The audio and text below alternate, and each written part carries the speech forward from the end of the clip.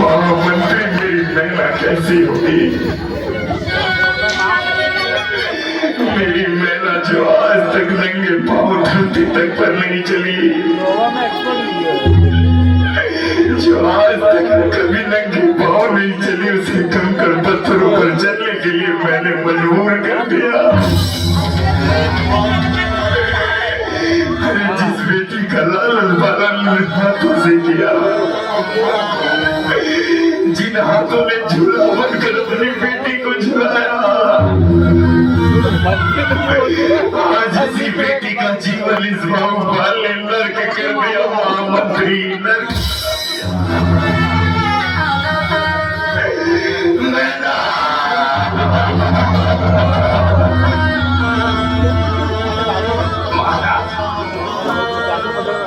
ये आपने अपनी क्या दशा बना रखी है?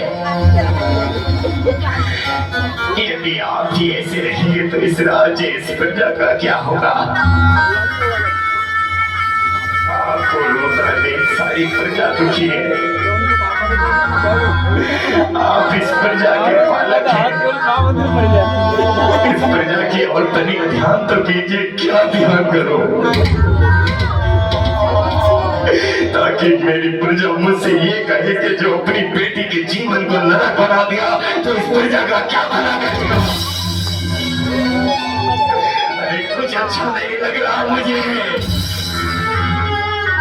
इतने हीरे मोती सोना चांदी कुछ अच्छा नहीं लग रहा। अरे कह दो प्रजा से कि उनका राजा अब रक्षक नहीं, उनका भक्षक बन गया है। बेटा,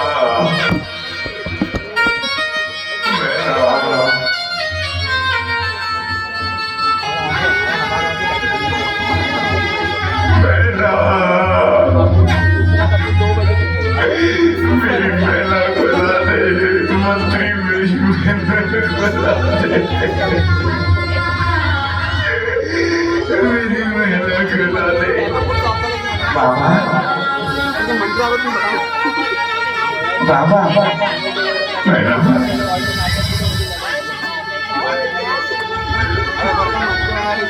देख मंत्री, मेरी बेटी ने मुझे आवाज लगाई थी मंत्री, अभी मुझे बाबा कहा था। महाराज, यहाँ किसी की कोई आवाज नहीं आई। मुझे ऐसा लगता है आप अपनी बेटी को अधिक याद कर रहे हैं। मेरी बेटी को कोई दुख संकट है, मेरी बेटी मुझे बुला रही है। मैना, मैना, मैना,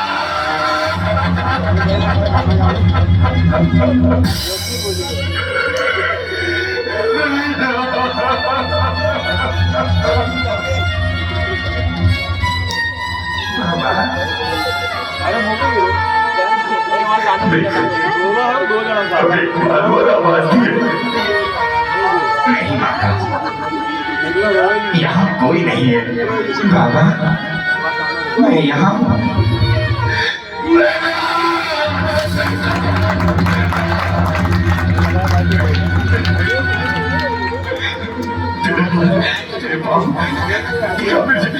मेरी बेटी सही है, मेरी बेटी सही है। अच्छा हुआ बेटी, अच्छा हुआ बेटी, तू सब कुछ छोड़कर चली गई। अच्छा हुआ बेटी, तू सब कुछ त्याग कर चली आई। मैं तेरा विवाह करूंगा और मैं तुझसे क्षमा मांगता हूँ, अपने पिता को माफ कर दे। हार गया तेरा पिता, हार गया, हार गया। पिताजी आंखों से इतना प्रेम करते हैं। और प्रेम इसलिए अधिक हो गया कि मैंने तेरा विवाह एक ऐसे पुरुष से कर दिया, ऐसे पुरुष से कर दिया कि जिसके जीवन आयु समाप्त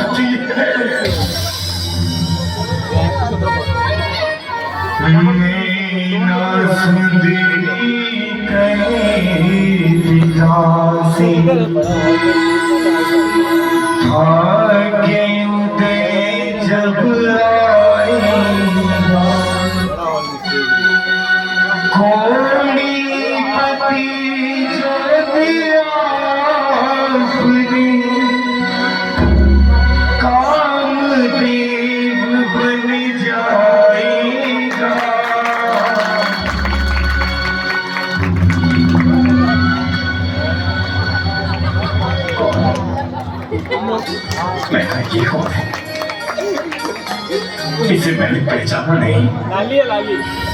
पिताजी, आपने मेरा विवाह किससे कराया था? एक घोड़ी रोगी से। इसलिए कि मेरी आर्य कमाल और हमारी जैन ग्रंथ में गलत शिक्षा दी गई है, इसीलिए ना। देखिए पिताश्री, ये है मेरे भाग्य की परिभाषा।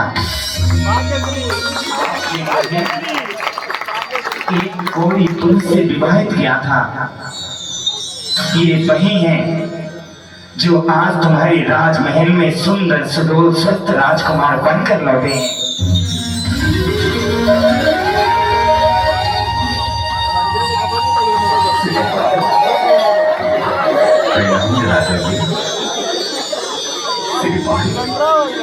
तुम्हारे हाथ, तुम्हारे पाँव, ये चमत्कार, ये कैसे हुआ मैना? बताओ मैना, मुझे ये चमत्कार कैसे हुआ? जिस जैन धर्म को तुम नहीं मान रहे, उसी जैन धर्म के दिगंबर संत ने एक महामंडल विधान, सिद्ध चक्र महाविधान की महिमा बताई। उसी मंत्रों के उच्चारण से, उन्हीं के जप तप की प्रेरणा से आज वह कोई रोगी भी निर्मल काया से परिपूर्ण हो चुका।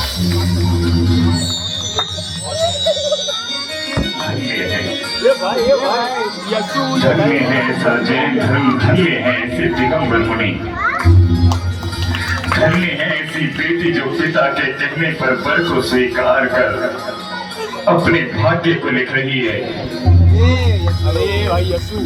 ये तो बात हुई उस प्राचीन समय की, लेकिन कुछ बात आज के लिए हो जाएगा। पीछे से फिर लोग उठने लगे।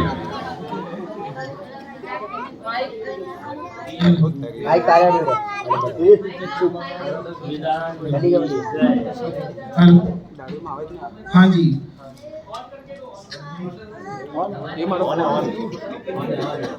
अभी जो नाटिका आपने देखी, सभी ने देखी होगी पहले बहुत कहीं, लेकिन आज जो हमने प्रयास किया है वो इसलिए किया है ताकि जो आज भविष्य में, जो वर्तमान में और आने वाले भविष्य का तो कह नहीं सकते हैं, लेकिन वर्तमान में जो बच्चियां, जो कन्याएं अपने स्वयं के निर्णय से जो कदम उठा लेती है, अपने माता पिता को नहीं समझती, लव मैरिज कहो जो भी कह सकते हैं हम, तो वो मैं निवेदन करूंगा कि ऐसा कार्य ना करें।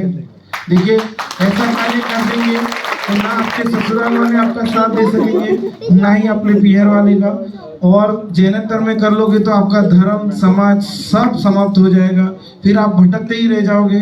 इसलिए सभी से निवेदन है, सभी कन्याओं से, सभी माता बहनों से निवेदन है कि अपनी बेटियों को अच्छे